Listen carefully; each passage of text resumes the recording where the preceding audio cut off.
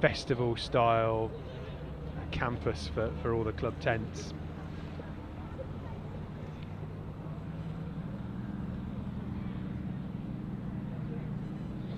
We of course only see a picture of the course, but it really is beautiful at Bolesworth Castle. As we said earlier, I'm sure we'll be back at some point in the future.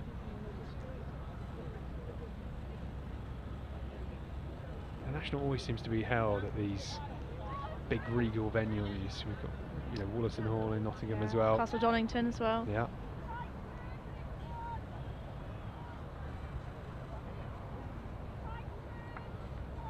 Well, just the chicane at the moment they're going through from A to B on the course.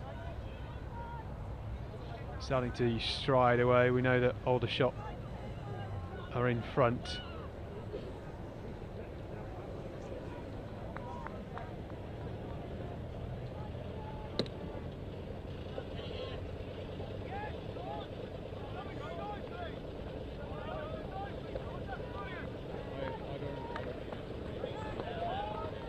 There's the coach park and the minibus park.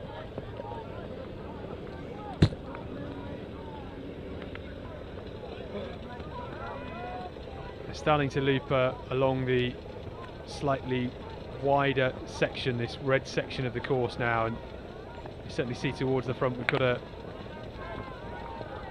breakaway, and it is Aldershot that lead from Shaftesbury Barnet Harriers.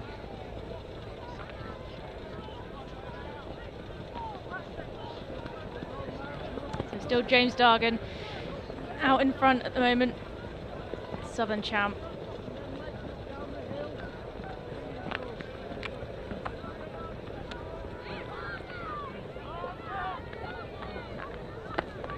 I think already you can notice the difference between the younger age groups, and when they get to under 17 it does get a bit more tactical, a bit more serious, and they've got that bit more race experience, and they know when they can start to push the pace and stretch away from the field, and that's what we've seen with Dargan here. Yeah, less athletes as well. I wonder if that plays a part in just it stretching out slightly quicker. Few people left in no man's land without a pack to sort of shelter from the wind or work together with. That's always got to be the aim, to work up to that next group. They always get a little bit further working together. None of that for these guys at the front though. It's all out on their own.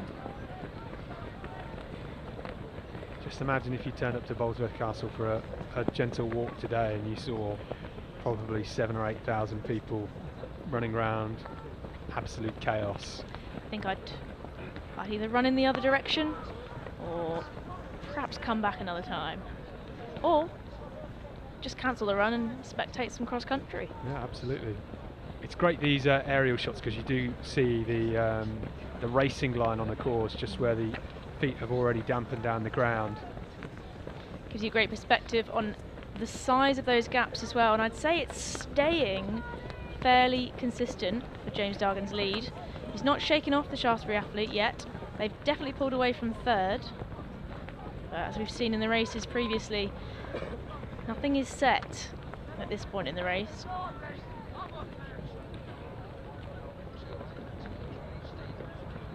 Probably just over halfway at this point, the 6K course. It started just ever so slightly late.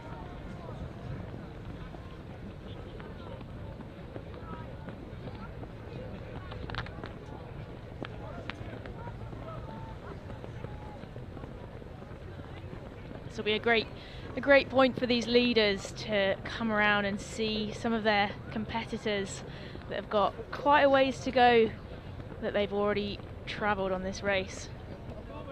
Some of their teammates will be able to see how far ahead they are as well, as they just enter this little dogleg part of the course. Well, eagle eyes, because we're trying to pick out the number of who it is for Shaftesbury Barnet Harriers in second, and I think that is Henry Dover, 1332. And Dover at the moment doing a good job. He's digging deep. You can tell that hurts, but it always does.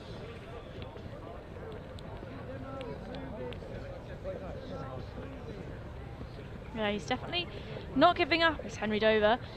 sticking on the back of James Dargan from Aldershot, and he might even be closing that gap a little bit. Yeah, I think he has, Philly. It's pretty relaxed, isn't he? We saw about 500 metres ago, he shook his right arm out just, I think, to try and, I don't know, get a bit of blood flow going because he was a bit cold. But these are the chasers, and currently sitting in third. I'm not quite sure who that is, but in fourth, it's Jake Stevens.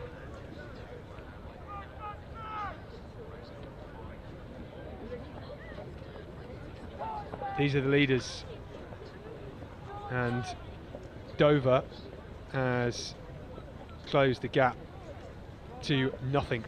It is Aldershot who lead by a nose from Henry Dover. And it looks like he's making a move. It's going to have to be a strong one. You never want to take your time when you go past someone to take the lead. It's always something I've been taught. If you're going to go past someone and take it on, do it hard so that they feel like there's no way you can go with them. And that's what he's done by the looks of it. He's putting a bit of a gap on James Dargan there of Aldershot. Well, that is really interesting because he drifted off the pace, dropped probably worse to 15 metres away, and has now got a 2 or 3 metre lead as they start to edge their way back home. This is the corner, the F corner, if you've got a map in front of you, and it's a tough little twist and turn, that section.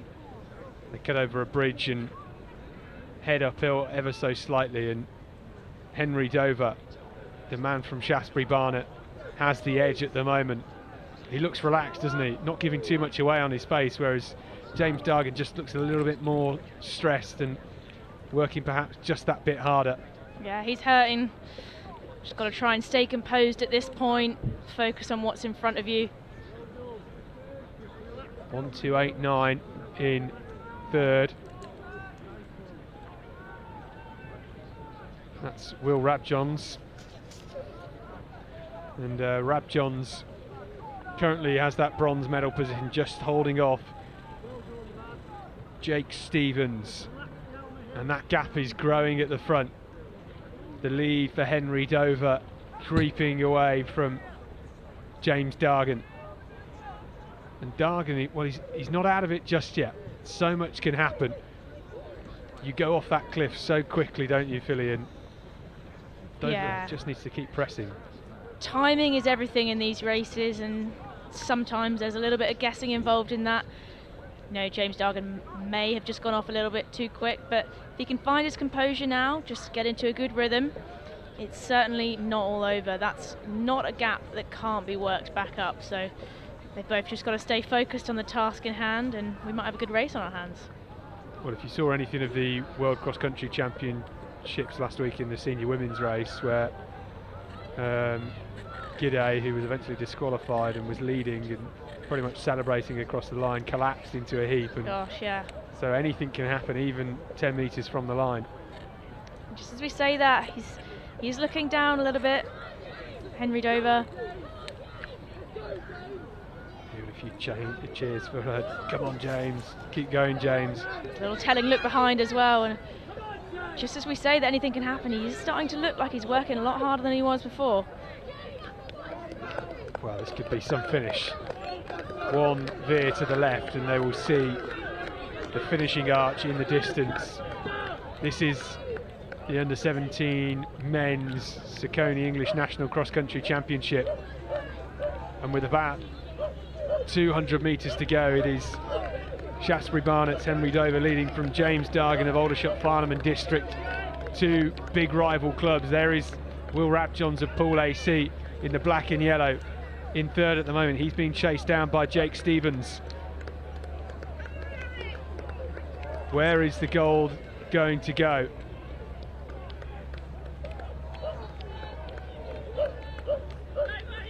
They're going to come across the line in a second, but I think it is Henry Dover that has stretched that lead even more now. He's managed to find something else in the final stages, Philly, and it's going to be gold for Shaftesbury Barnet. That's quite a short finishing straight from the point that you can see that archway over that finishing tape. And at that point, it's pretty much all over.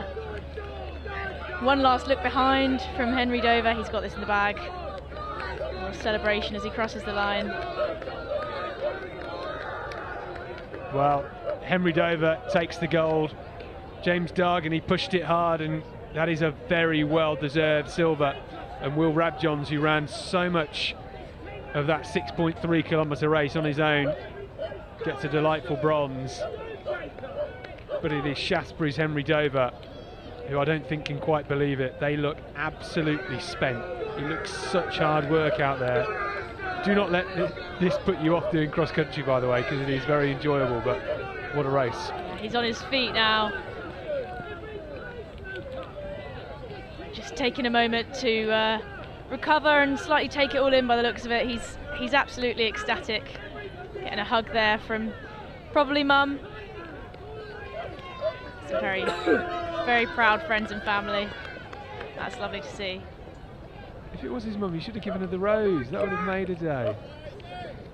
Oh, I'm telling you, it's the flower collectors amongst the boys. Yeah.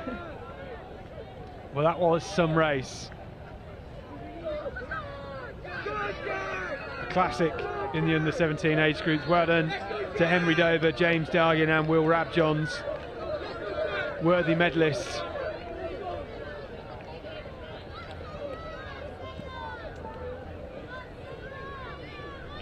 Some friends meeting up at the finish line as they come through and congratulate each other, find out how each other's races have gone. And these officials will be making sure that everyone takes their chips off so that they don't go home with them. You don't put your chip back in the bucket. Sometimes get a little bill or your result might not go through. It's the last thing you want to do when you've just absolutely exhausted yourself, is bend over and undo a Velcro strap around your ankle. Fantastic work from our under-17 men. Next up on the course, it's the under-13 boys 3K. That's coming up in just a couple of minutes' time.